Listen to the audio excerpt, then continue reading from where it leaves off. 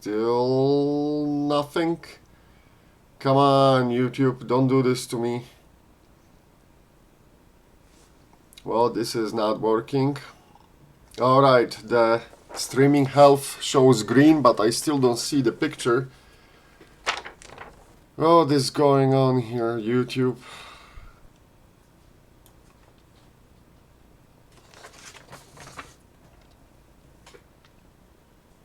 This is not.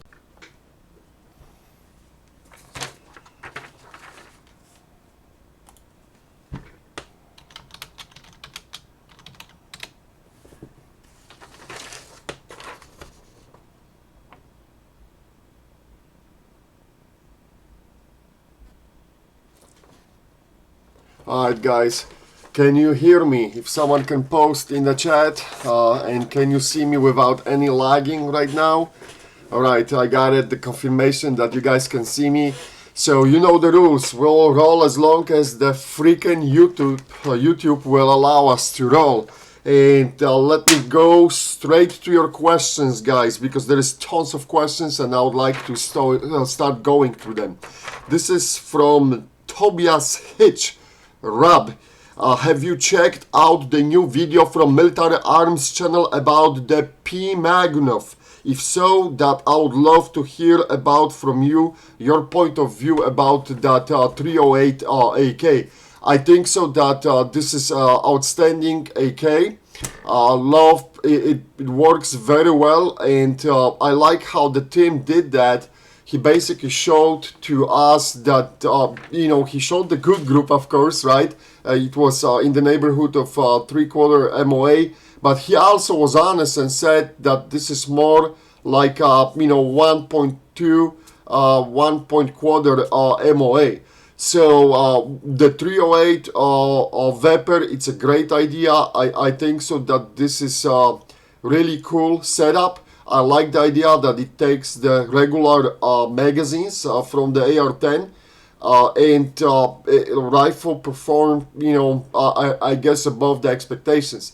The question is, you know, the price point is steep, and basically I think if I remember this correctly, it was $1,600, and for that price you are in the neighborhood of the AR-10. So the question is, you know, and going back to that Pimagunov, you're getting basically a naked rifle. What I mean by this is it has the wooden stock and not much on it. That being said, there is a lot of work done on that rifle. I know that the Chase from Definitive Arms really fine-tuned that rifle. There is a work done on the barrel. You know, he's making sure everything is trued and bolt you know, is gelling and everything's working as it should. So, and of course then there is the whole adapter. You know, but as I said, you gotta make that decision because you will be in the territory where you can start having, especially if you are building, if you have tools already to build a nice AR-10. So decision is yours. But that being said, I have a tremendous respect for that rifle. And I think so that, you know, the rifle kicked ass. And I would love to put my fingers on it. And hopefully one day I'll have a chance to shoot it. Alright, so let me cross out question from Tobias. Jay Hitman, is there any particular use for AK pistols other than novelty? Are they only used for ease in carrying in a vehicle? Jay, pistols, I'm not a big fan of the AK pistols because especially if you don't have any support on the rear end, then, you know, for me, holding that pistol that way, that doesn't make a lot of sense. Also, with those short barrels, you're losing a lot of speed. That being said, like in this scenario, when you're saying for the car usage, and you know, even with the brace, when ATF is not looking, you can have some fun, and it could be a useful tool, right? Now, as I said, you gotta be aware that probably you're going to lose a lot of velocity, especially if you have those pistols in 7.62 by 39, which even from 16 inches barrel, that's a rather slow cartridge to begin with. So just keep this in mind. All right. Marcus, question from Marcus. How about the SKS test? Doesn't have to be 5,000 rounds, because loading that much at 10 rounds at the time will suck. But like a rough rub down to see if it really is much more accurate than AK. We will do it. We will do it this season for sure, guys. I can guarantee you, you will see the SKS on the program. Yeah, it ain't gonna be 5,000 rounds. That's out of the window. But we'll run it and we'll have some fun with SKS. I promise you this. Andrew, would you ever test a rifle other than AR or AK, like SCAR or CZ or ACR or anything else? Absolutely. We will have the other rifles on the program, that goes without saying, and we'll have some fun. The money is always a problem, and you know, as long as we'll have a budget for something, we'll do it. But first things first. Alright, I see we have even guys from Germany. Greetings from Germany on the chat. Hey, good to see people from Europe tuning in. And it's a shame, speaking about the Europe guys, I think they just passed some extra regulations on the gun laws, and they making even harder for the Europeans to own the you know, rifles there. It's just some bad shit going on. Alright. Are we going to get new AK Operators Union training book or pages for 545 and 556 anytime soon? Sean, yes, we will. I already started, I restarted the work on the 545. In the process of collecting data for the 545. So the 545 booklet probably edition will be coming this season. So there will be a lot of info about the 545, about the zeroing techniques for the 545 ballistics and all that good stuff for you know, the different ammo and so on. So yes, please be patient. But I'm working on it. So this is happening, guys. So stay tuned. 545 will be more and more contests of 545 on the channel. All right, let me cross this out. Question from Andrew. 545 magazines and ammo are starting to appear to drop in the price. Do you see this to be a continuing threat? I think so, yes. In this market, what we have right now with the gun sales, you see what's happening. Basically, the bottom of the sales fall out, and everyone, those dealers are realizing right now that the Hillary didn't won the election, and you see the prices dropping constantly on the rifles and also on the ammo. And there's more and more good things starting to popping up on the market. Suddenly the 74 magazines dropping the price. There's more to choose from. So yes, I think so. At this point, the trend will continue unless something catastrophic will happen, which there's always then the panic and everything. But if we'll continue to go the way we're going, you will see the prices dropping. That's for sure.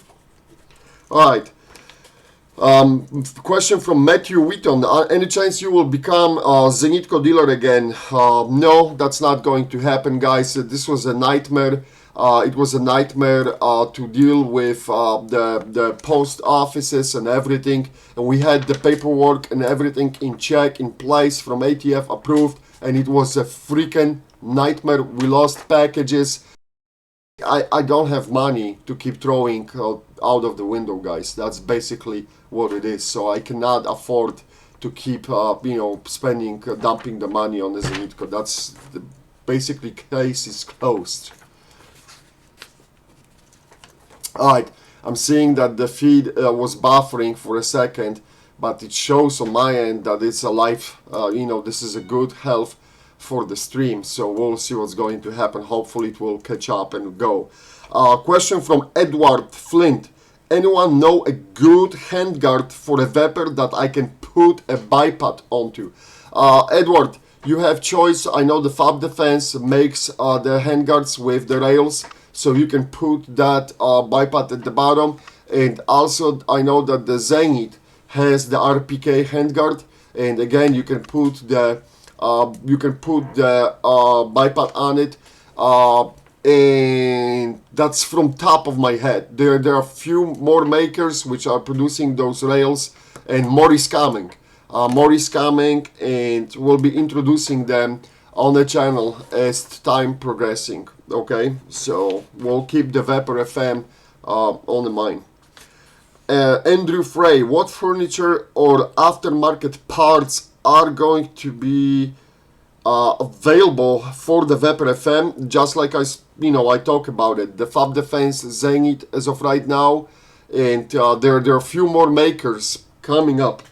Excuse me, this year with the Vepr FM furniture. I will make a post so you guys can see it for sure.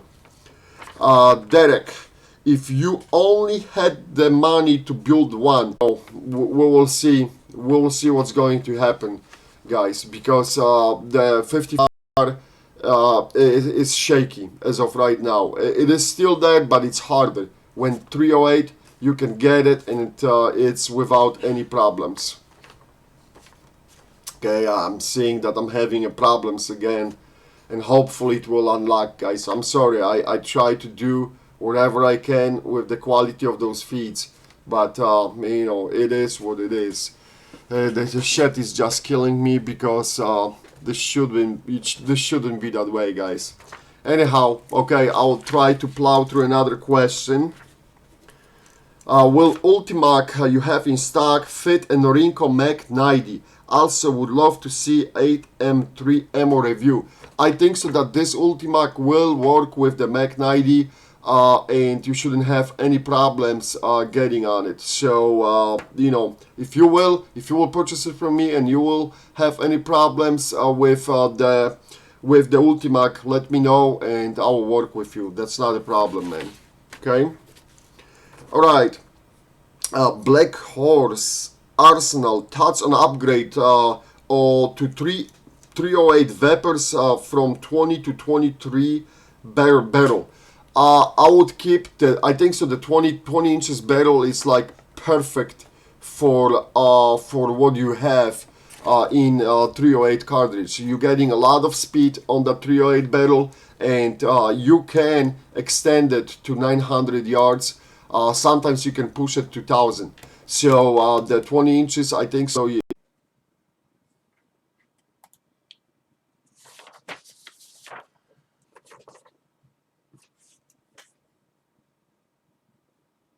Okay, guys, trying to reconnect. They only give us a 15 minutes or so.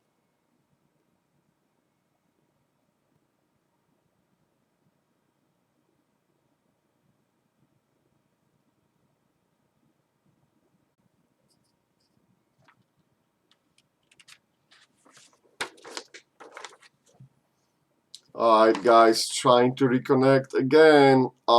This time we could only talk for the 15 minutes. This is getting ridiculous.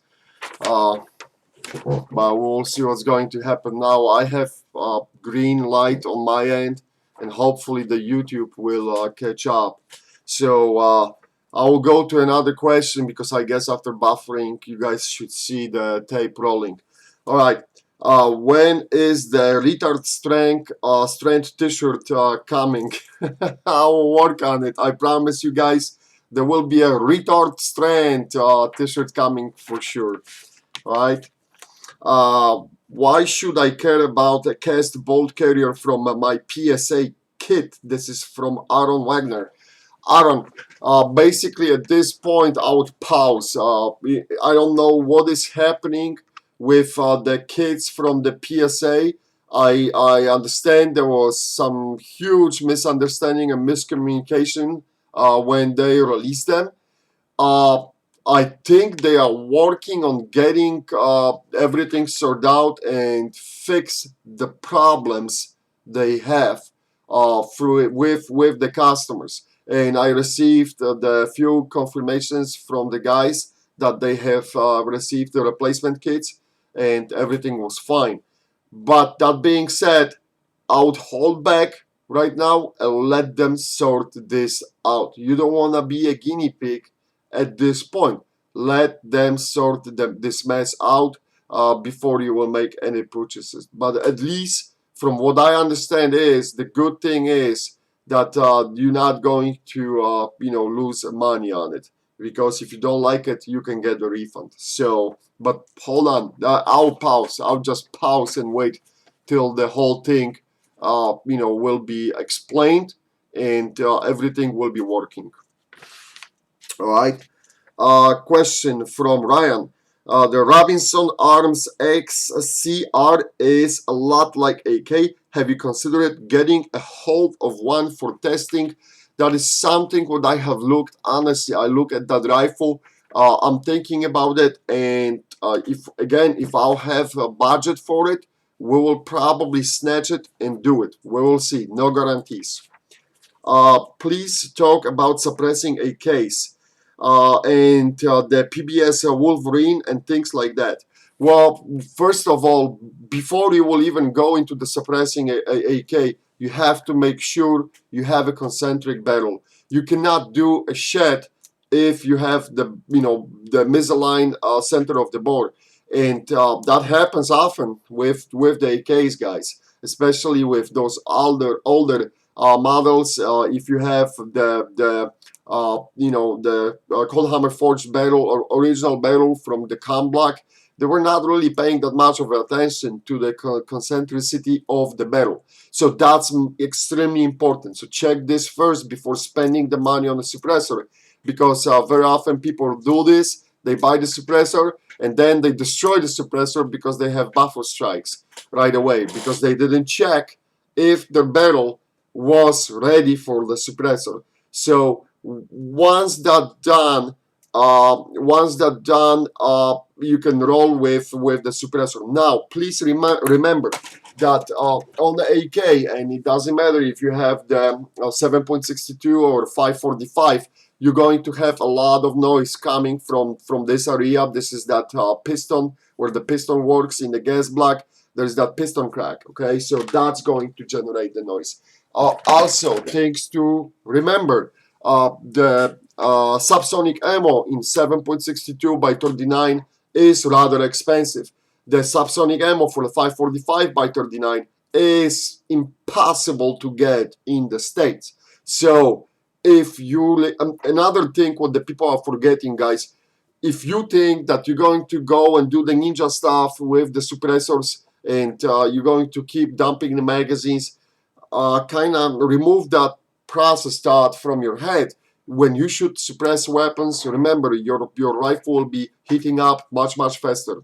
All right, you don't wanna, you will be overheating the whole system. So you gotta be aware of the limitations when you have a can on a rifle, what you can and what you cannot do. Dumping a 1 or 2 magazines is not the problem, but if you will start going like crazy, you will see the basic smoke coming out. And so there are some points to remember for the suppressors. That's why I'm not such a, there is a reason where the suppressors were created, and I like the suppressors on the more like a precision rifles, but on the regular short rifles, yeah. That being said, if you want to knock yourself out, be my guest and do it. All right. Hopefully, there is that Hearing Protection Act in the making. Hopefully, at some point, this will pass, and they will remove that stupid NFA, the suppressors from the NFA list and all that stupid stamp and everything. But this is still in process, and if you will look at the political agenda in Washington, I think so that this is on the back burner at this point. It is still alive. It didn't die, but it's on the back burner. So if you're thinking about the buying suppressor, probably buy it now. Otherwise, you will be waiting for a long time. Okay? But please remember what I said. I mean, it's not like, you can just drop in the suppressor on the AK. Do those check steps and make sure everything is ready for it, all right? From John Fisher, Any chance of an RPK 5,000 rounds test? Yeah, I'm hoping that we will see maybe the Vepr RPKs this year. Fingers crossed, right? If this will happen, then probably you're going to see something with the RPK. I'm not sure if we'll go through all the 5,000 rounds or anything, but maybe at least a showcase it, see what we can do with it and things like this. Now, that being said, please remember now about the limitations with the RPK. You have a much, you have a longer barrel, it's a heavier rifle, and you're losing that maneuver, the ability to maneuver faster. So everything comes at the price. It looks cool on the pictures, it looks cool on going to the range and having some fun, but really for like moving in the woods and with the backpack, that rifle isn't as comfortable as some people may think. And on the top of it, it's only semi-automatic. So, it's not like you have a fan switch and you can start spraying to the left and to the right. That being said, they are cool. Someone is saying that the Vepr FM was the RPK. Yes, it was the RPK, but it has a cutout barrel to the 16 inches, right? So it's not the full length RPK. But yeah, that's absolutely true. That in the basic essence, the Vepr FM, it is based off the RPK.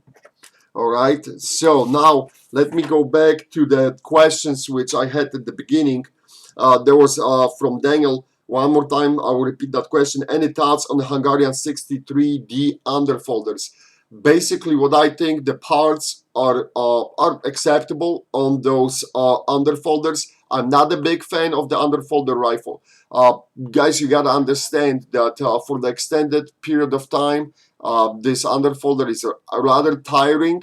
Also, your cheek weld will always suck on the underfolder. And that's basically the message. Now, with those 63D, I understand that the Century was running them, and basically, like with everything with Century, you have to check the quality of those rifles, how they were assembled, because this is the main question, how they were assembled. So that's pretty much it. Sometimes right now I see you can find those underfolders really hovering around $500. So hey, not a bad price, right? Someone was asking me about what I think about the 556 AKs. I think so that the 556 AK is a very fun AK to shoot. The Arsenal SLR 106 had a lot of freaking problems at the beginning. And those rifles were choking like an addict without the drugs. However, later on, they made some improvements. They did the patch-up work, and they were, bringing them back, and kind of, they started working out, and you could see less and less people complaining about the 106 Arsenal. That being said, make sure before purchasing that you have a later model, not the first ones, because the first ones really sucked. If you can get the Saiga in 223, and if you have a chance maybe to add the converter for the magazine adapter, these are working really nice. I have seen Saigas and they were very dependable and they're working very good. Another interesting rifle was NPOP M90 NP.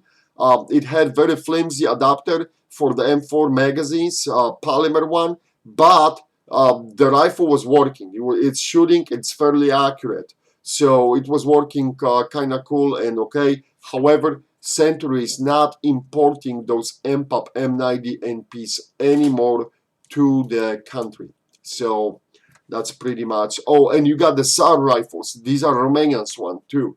So if you can find them, because they don't import them anymore. At least to my best knowledge, they don't import them. But they are still in circulation.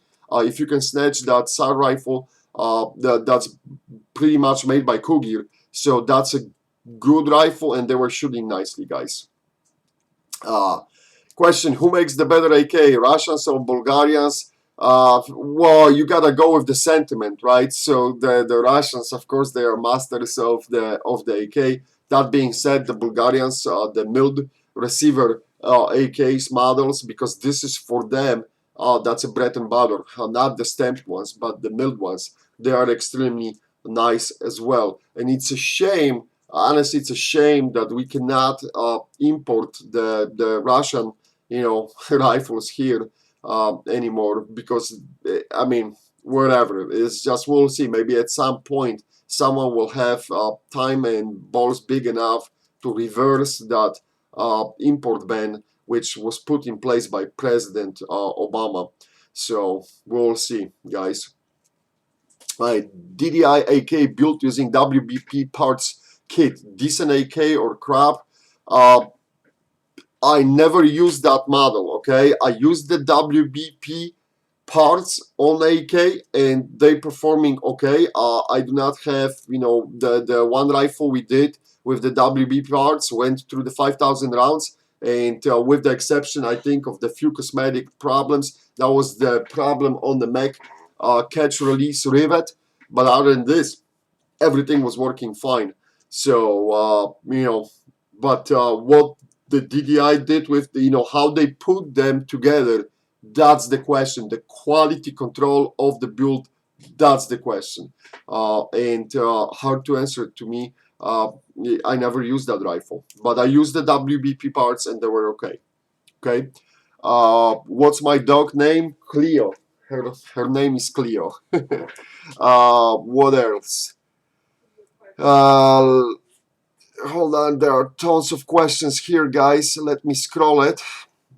How you scroll this feed? Okay. Uh, Best M4 stack adapter. Guys, there are a few good stack adapters on the market. There is the one which, of course, the Definitive Arms made, and is with the locking nut and the huge screw. Very easy to install. This is the one we got in the store, and that adapter went through the multiple 5,000 rounds tests.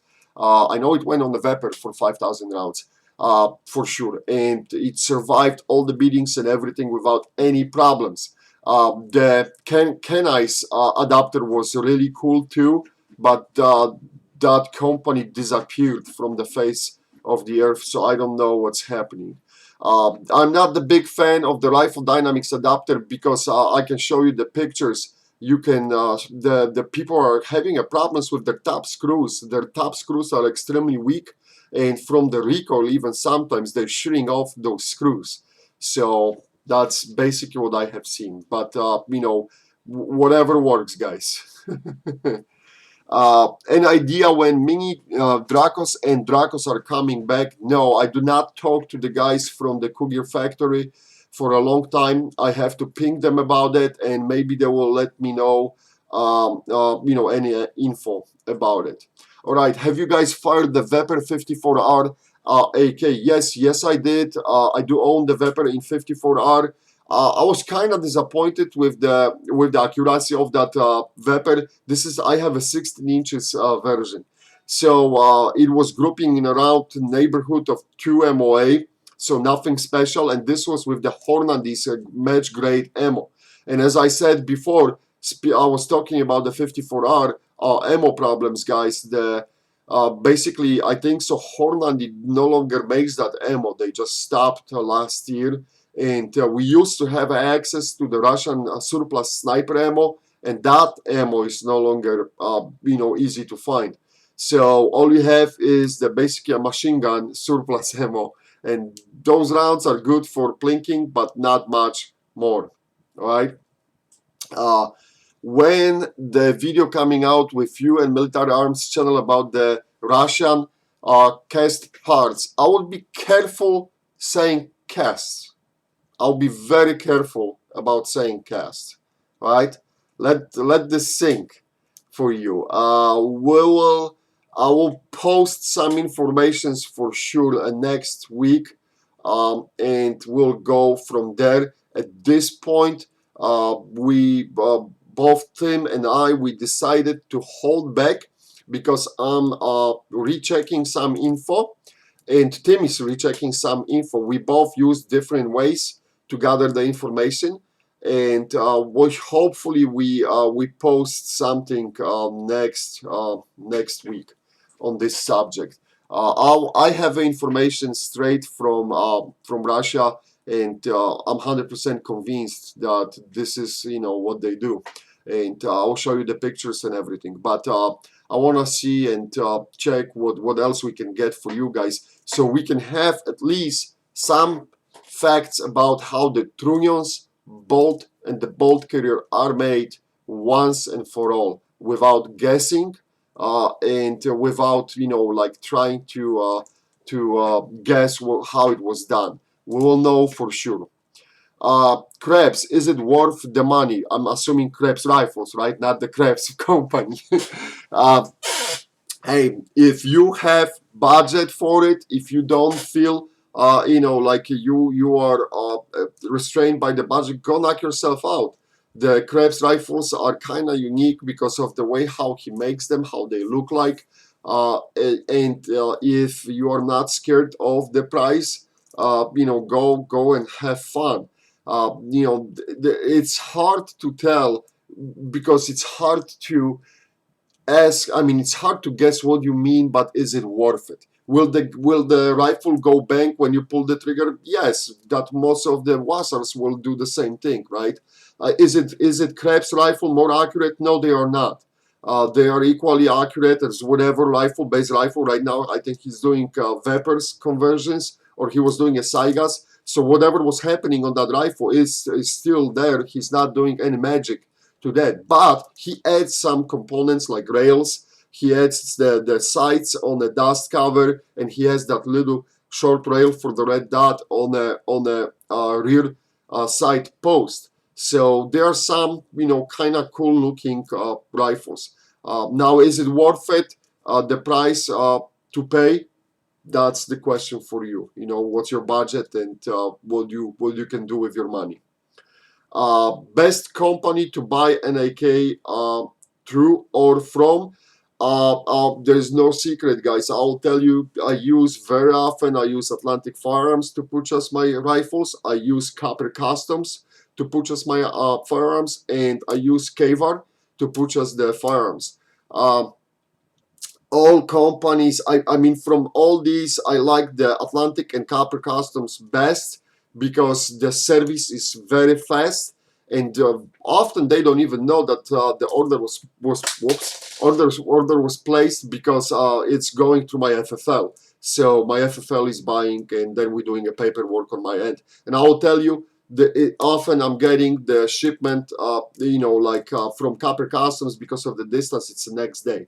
And everything's packaged perfectly fine. What I like about the Atlantic Firearms too, the Atlantic Firearms, I know from other guys, from our fans, that Atlantic Firearms will fight for you if you have problems with the rifle. Copper Customs probably too, but I don't have that feedback yet. But I will tell you that if something is wrong with the rifle, the Atlantic Firearms, I know for sure they will go that extra mile. They will not leave you hanging dry. And you know, salute you with the one finger once they have your credit card processed. So that's my experiences with KVAR. It's going rather. It's a dry experience all the time because it's just the web portal too, and you know, they deliver. So, but I hear that the KVAR will push you away if you have a problems with the fine group rifles. They will tell you straight, go to fine group, don't even bother us. So something to keep in mind, guys. Okay. What is the best AK you can buy on a budget $1,000 or lower? Well, the Vepr FM, $999 right away, guys. If after the Vepr FM, I would say the SLR 107R. This is the version with the fixed stock, is looking extremely. It has some issues. It has some issues like mine, right? It has a bent receiver. It's annoying as hell because I hold the arsenal to the higher standard. If this would happen on Wassar, I would be like, nah, whatever, you know, $500 rifle. I'm not going to bust their balls. But because it happens on the Arsenal rifle, I'm like, why? You know, why? But that being said, still that 107R, in my eyes, it's a very good value. It's a good rifle. But between these two, Vepr FM wins. Not even a question. Much nicer rifle. what I think about the IO AKs. That's why you have to bait me. You know what? If at this point, if someone wants to buy IO rifle, go knock yourself out. Have fun. That's all I have to say.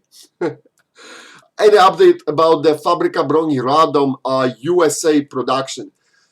Oh boy, yeah, guys, the Ted Marshall, who is involved with everything, he still wants to have the ball rolling for the producing the barrels here in USA, right? Or bringing the barrels in easier to convert format to make them compatible with the regular AK magazines and everything.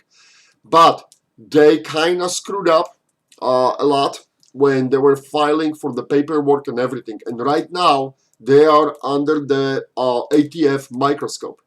What is going to happen with this, how this is going to go around, I have no idea. But I know that their paperwork is being checked and reviewed. And to my best knowledge, they still don't have production samples approved by ATF. So if something will happen, it will be a very end of 2017. Very end of 2017. So more look like into the 2018. All right. Question from Robert: are the Rifle Dynamics 500 series rifles worth 1800? Would Vepr or Arsenal 74 be a better choice? In my eyes, that Vepr 74 absolutely kicks ass. The SLR 104 destroyed the 5,000 rounds challenge. Not even one malfunction, guys. Absolutely, workhorse. The finish on the SLR 104 sucked. So you're probably going to have a better paint on the Rifle Dynamics rifle. But other than this, here's the basic question. Would you rather have a factory-made gun, right, which is either the Vepr 74 or Arsenal SLR 104, or a kit gun build from Rifle Dynamics? And as you are aware, Rifle Dynamics right now was going through some turmoils and changes, and the ownership changed too. So at this point, I would honestly roll with the Vepr and with the Arsenal SLR 104. But that's me. If you think that this is worth to pay that kind of money, go knock yourself out. I'm not going to hold you back. I'm not here to guard your wallet. Your money, you do with it whatever you want to do. Any update on the Kalashnikov USA? Yes, there is the update. So shotguns will be first, guys. So basically a clone of the Saiga 12, improved clone of the Saiga 12. That should be coming soon, extremely soon. And from my understanding, they're building up the stock for it. So not the stock, but like to have more in stock before releasing to the dealers. So that is happening. And around the summertime, we should see their 9mm Saigas. So they're not the Saigas, but the copies of the Vitias or Saiga 9. So basically, it's a copy of Saiga 9 or the Vitias, and that's around the summertime. And then before the end of the year, you will see the regular 7.62 by 39 rifle from them. So these are the steps. So they taking it their time. They basically want to make sure that whatever they will release will meet the expectations on the quality side for the customers. So that's what I have been told. I haven't even shot the rifle yet, so I'm just passing to you the feedback I get. But at least it's looking promising. Let's put it that way. All right, what do I think about the Midway Industries Gen 2 AK handguard? I use that handguard. It's nicely machined, very nice package. I'm assuming you're talking about that M-Lock one. I had the M-Lock. What I don't like very much about this is it clamps to the barrel. It's using that clamp on technique. And I will tell you right away, with some of the rifles, you're going to see a change in the accuracy, and it may work. It may work like this. You may see the improvement. You may see the accuracy drop a little bit, or it may not change at all. But because you're clamping this to the barrel, there is always a risk, guys. You have to remember, every time you clamp something to the barrel, it is going to impact a barrel harmonics. So you have to be aware of it, of the potential impact on the accuracy of the rifle. Other than this, rail was honestly very well machined. The coating on it was beautiful, and that M-lock is a great idea. So, you know, just be aware of it. What problems you may see, or you may not see, or it may work to your advantage. But as far as the quality of the manufacturing, it was very nicely done. All right. Magazine catch pin is flared correctly, but it is loose. No problem. I will have say shoot me out the pictures. AK-74 SKI at Comcast.net, and Mike, this was question from Mike. Show me what is happening exactly. We'll go from there. Rob, best muzzle device for the best muzzle device for red dot with light at night. Oh, okay. Well, every time when you shoot at night, roll with the flash hider. I mean, if you know that you will be shooting at night a lot, simply because any kind of muzzle brake, like typical muzzle brake, it's going to generate like a fire dragon breaths going on the sides, because that's how the brakes are working like. So you will see the blinding effect. Please remember, the flash hider is not there to hide your flash from the bad guys. The flash hider was designed mainly to control the light going around the muzzle when you shoot at night, so you are not getting blinded in the eye. Because test this by yourself.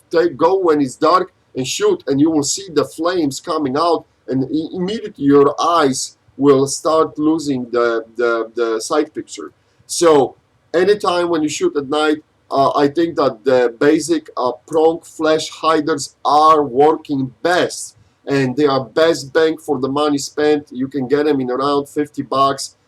Basically a flash hider, simple prong, 4-prong, 3-prong, 4-prong, they will do the job, and you won't have to deal with that blinding effect. All right. We need some here in Pike County, Pennsylvania. At this point, I cannot make any commitments, guys. If the time will allow, there is a question why I stopped the classes. The classes stopped, guys, because I had no time to roll them out. I'm getting bombarded every day about the classes, but because of my schedule, I cannot execute them, and I cannot set up anything, for it. So this is basically the problem with the classes, guys. All right. Who do you recommend for the Saiga conversion? If you can get a hold of the guys from Definitive Arms, Meridian Defense, these guys will work with you, and you will get a good rifle coming back. But I know that the Definitive Arms is so busy right now that they don't take. I'm not sure if they take any side jobs. Okay, you may want to check that. Ammo accuracy testing, Wolf Classic, Wolf Mil-Spec, and the 7 and 6. We may do something like this because I'll be gathering more and more materials for that 74s. So if I will record something on the video, I will definitely share it with you guys, and you will be able to see it, what's going on. That's not even a question. All right. Okay, the Definitive Arms website went AWOL. That is correct. They don't do any social media right now, with the exception of Instagram. I think you can find them on the Instagram, but they don't maintain the Facebook, they don't maintain the website. They focused everything, all manpower on just building the rifles, and they are buried under the work orders. So they pushing them forward, and they want to get them out of the doors. So that was their decision. That's what I'm saying. It's hard to get a hold of them, and it's hard to push the work to them. And what else? Let me scroll now more. Whoa, that went to shit. Okay, let me see if I can recover the questions from you guys. Wow, Golden Tigers versus Wolf. I shot a lot of rounds from Golden Tiger, and I shot a lot of rounds from Wolf, and I will take the Golden Tiger over the Wolf all day and night long. Um, um, I'm seeing a pattern with the Wolf. Very often in my boxes, the Wolf is slightly underpowered, and it doesn't matter what caliber. And you will see tomorrow I'm releasing another video. This is about the SLR 107R, and we tested Wolf and we tested Tula ammo on a Doppler radar, and you can see how these two are going against each other. All right. Are you coming to the next Red October? No, I'm not. This is a horrible time of the year for me, and I'll be doing a lot of stuff for the army, and basically I cannot go. It's some things take the right way over the pleasure. So that's pretty much what's happening. I hope so that the quality of this stream is still good enough for you guys, and I see myself on the little monitor. I'm still moving, so it means it's working. And all right, what makes better to SBR at 7.62, Draco or M92 crank? I think I will roll with the Draco. I hear more positive things about the Draco. There's like M92s are kind of shaky, but it seems to me like the people who own the SBRs base of the Dracos are more happy than the guys who I know and they have M92s. So take this for whatever it is worth it. Do you think a PSA cherry-picked a rifle for you to test since other people have been having problems with their PSA AKs? No, I don't think they cherry-picked, because right there we had some very easy to catch problems, initial quality problems. Like, remember, it was a problem with the muzzle brake right off the bat, and that huge gap and things like this. So I don't think so they cherry-picked, but I do think they have a quality control problem, and this is what you're seeing. This is why it is that whole fallout and the kind of fiasco from it. So hard to tell what's going on there, but that's my honest take on this. I don't think so they cherry picked. I just think that they have a quality control problems.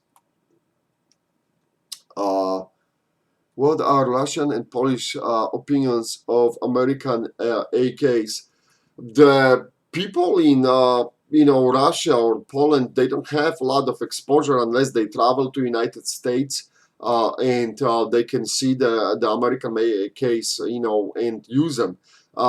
There was a lot of disappointment when the mass-produced AKs from like Century or IO were hitting the market, and I will tell you, a lot of people were thinking that the Americans are crazy and cannot do the right way AK. But it's hard, guys. It's like all these companies are starting from zero, and to manufacture all the parts. I'm not talking about the companies which are building AKs from the kit parts, because that's not manufacturing.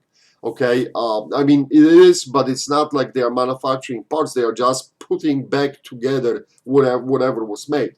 But pure manufacturing, a lot of these companies, Century, IO, they were starting from zero, and even when they claim they have a blueprints and everything, you can see it's not as easy to make a good quality rifle, right?